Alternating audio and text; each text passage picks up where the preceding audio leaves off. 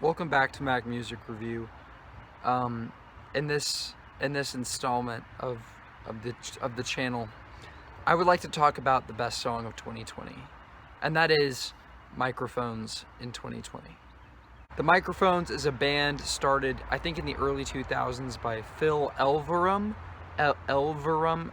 I'm just gonna call him Phil because I have trouble saying his last name or remembering his last name.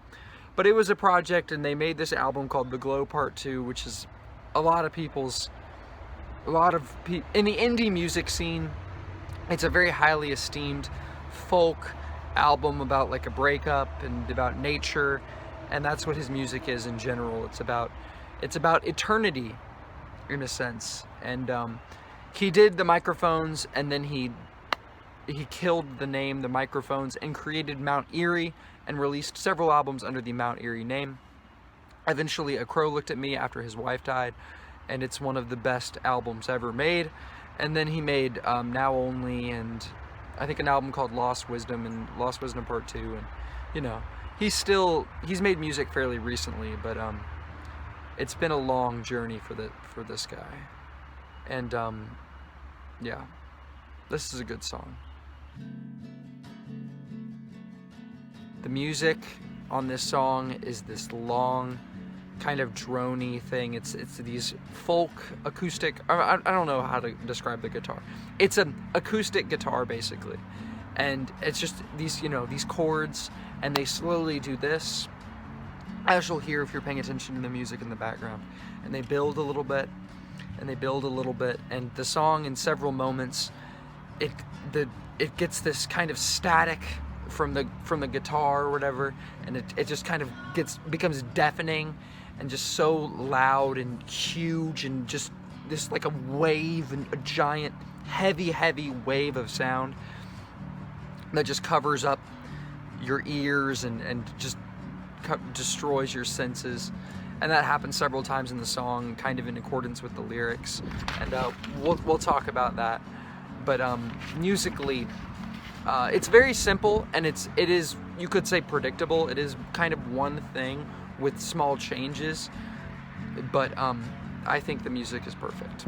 I do not have a complaint with the repetitiveness of the music, because it is one song. The Microphones in 2020 is not an album; it's a song, and so having consistent music with changes is what I would expect, and it's great. The true state of all things. I keep on not dying. The sun keeps on rising. I remember my life as if it's just some dreams that I don't trust, burning off, layered thick, a cargo that I haul, wounds and loves unresolved. That is the poetic and somewhat abstract intro to this song, but the lyrics found here are very relevant to the song. And what the song basically is, if I could summarize what this is going on lyrically, it is a song where Phil Elverum, or Phil, goes through his entire creative process of him as a musician, as forming the band The Microphones, and then eventually creating Mount Eerie. That is what the song is about. It's about his inspirations for how he created this music and how he went for the vibe that he created. It's about how his upbringing and even his childhood impacted his music that he made. And I cannot recommend enough watching the music video for this song. It's one of the best music videos ever made, and it gives you so much more. The song is otherworldly. You really feel like you were stepping into someone else's life for 44 minutes, and it's a very intense, emotional, investing, like transcendent experience. Just absolutely fantastic. But yeah. Later on in the song, still closer to the first 10, 15 minutes, he talks about chaos heaving. And I think this line is very important. He talks about the true state of all things is a waterfall. And the album is jam-packed lyrically with references. And this song is highly lyrical. Like I said, the music is mostly the same thing, with these huge spikes in sound and build up in the drone. But it's more than anything, this song is about the lyrics, and it's about the experience of him as an artist. And he talks about how the true state of all things is a waterfall with no bottom, crashing end, and no ledge to plummet off. He talks about how the waterfall is full of debris and flowers. You know, so it's, and kind of saying life is chaos. It's just chaos heaving is what he says at the end of this series of lines. And that we're living in life, and it's just this uncontrollable thing. And that may seem a little bit, you know, it may seem a little bit exaggerated, a little bit extreme, the way he talks about, you know, it's just chaos heaving, makes life sound kind of insane. But for him, life has been kind of insane. Life has been kind of more difficult than it has been, I guess, for a lot of people. But, and we'll get into that later in the video. Now, there's a very, very important part of the song, probably the most important part of the song, is where he, in detail, goes over the experience of watching the movie Crouching Tiger, Hidden Dragon by Ang Lee in a dollar theater in Aberdeen. And I really can't read all the lyrics because this section of the song is pretty long. He talks about this at length, but he talks about the day. He said it was 2001, Sunday, March 18th. He talks about in the parking lot it was raining, and rain is an image, and nature in general, but rain comes up many, many times throughout this song, and it's you know, it's kind of a metaphor for, you know, I guess part of the chaos heaving, like a waterfall and the rain, just it being everywhere. But he basically watches this movie and it profoundly affects him, specifically the scene where he describes this scene, the way they held themselves upright with tea in the opening scenes, a warm formality, spine straight and feet planted wide, untip-overable like the bambooed undulating hills, walking slowly, making eye contact, gliding, the sound of empty wind when they sword-fought weightlessly in the bamboo, with a purity of heart that transcends gravity, leaping off the mountain into ambiguity, falling slow as the end credits rolled. And it's just so insanely beautiful. Like it's crazy because it's such a visual experience. The movie is just, it's one of the most visual films ever made. Like, the dialogue is like the least important thing. The script is like the least important part of that movie. And the way he describes these scenes with so much beauty and just pulling the beauty out of these scenes, which you may have not even noticed the first time you watched it, but and just highlighting that sense of peace, that's what he wanted to capture in his music. He says, I decided I would try to make music that contained this deeper peace, buried underneath distorted bass, fog imbued with light and emptiness. I kept on driving out to the ocean. It was raining so hard. I was wet wool caked with sand. I watched the dunes migrate slowly. So beautiful, dude.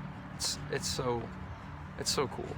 Another very important part of the song, and a part where the music spikes and it gets really, really loud and drony, is where he talks about Stereolab. And this was, I would say, the Crouching Tiger, Hidden Dragon is the most important event. He suggested it's the most important event that created the vibe of his music, what he tried to accomplish with the microphones. But then he talks about, I saw Stereolab in Bellingham and they played one chord for 15 minutes. And the music is just spiking and is super loud at this point. Something in me shifted. I brought back home belief I could create eternity.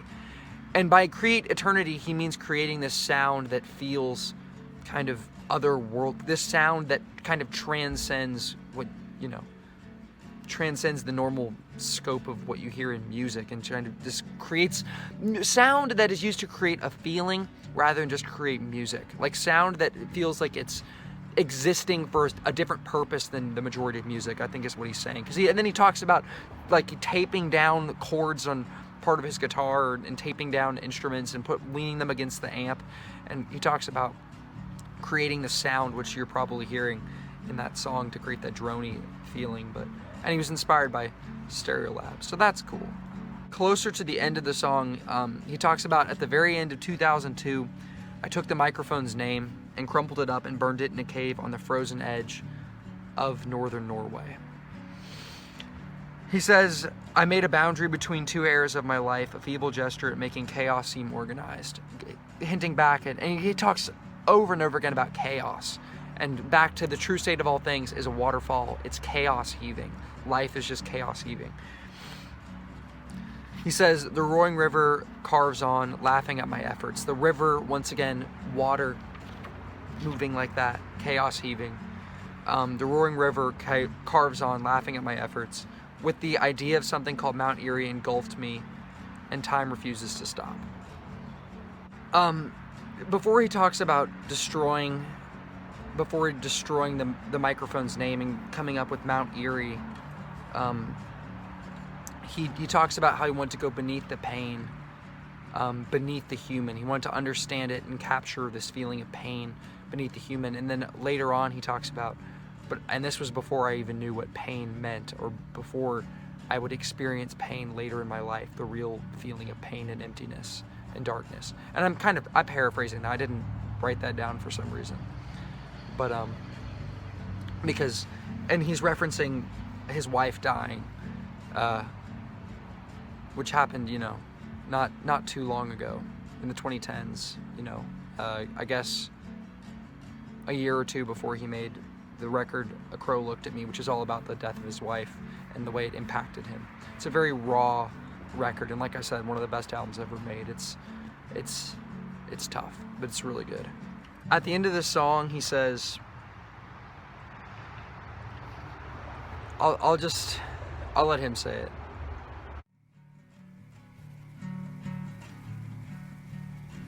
Anyway, every song I've ever sung is about the same thing.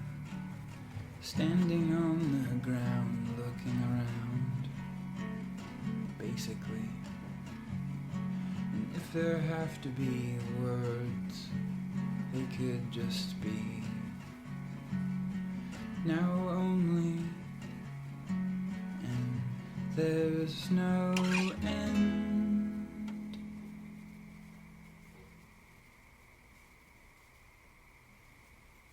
Anyway, every song I've ever sung is about the same thing. Standing on the ground, looking around, basically. If there have to be words, they could just be now only, and there's no end. No end to pain, no end to these emotions that he's feeling, no end to, I don't know, life in general. It's just chaos heaving, as he says. Now, all of this, I was pretty serious about this because it is a pretty serious song, but I could totally imagine you hearing this, or anyone hearing this, and be like, wow, this is the most pretentious thing ever, man. A 45-minute song that's so pretentious. And the way he talks about poetry and art and like tries to explain life and everything, it's so pretentious. I think it's beautiful. I think it's fantastic. But there are going to be people who think it's just overly poetic, which I think it isn't, because he's so specific in the lyrics. Of course, he is thinking of things very poetically and beautifully, but he also will like describe these events, and he'll say like, I was 17 years old and this happened, and he'll like go in depth about the names of the location and these specific things he was doing, and he's kind of giving poetic meaning and deriving meaning out of all of these events. And I think that's really cool. This is a really cool song. I think it's the best song of 2020. I'll link my other best songs of 2020 video, but I didn't talk about this song in that video because, it needed its own video. Yeah. Thanks for watching the video. Have a great rest of your day.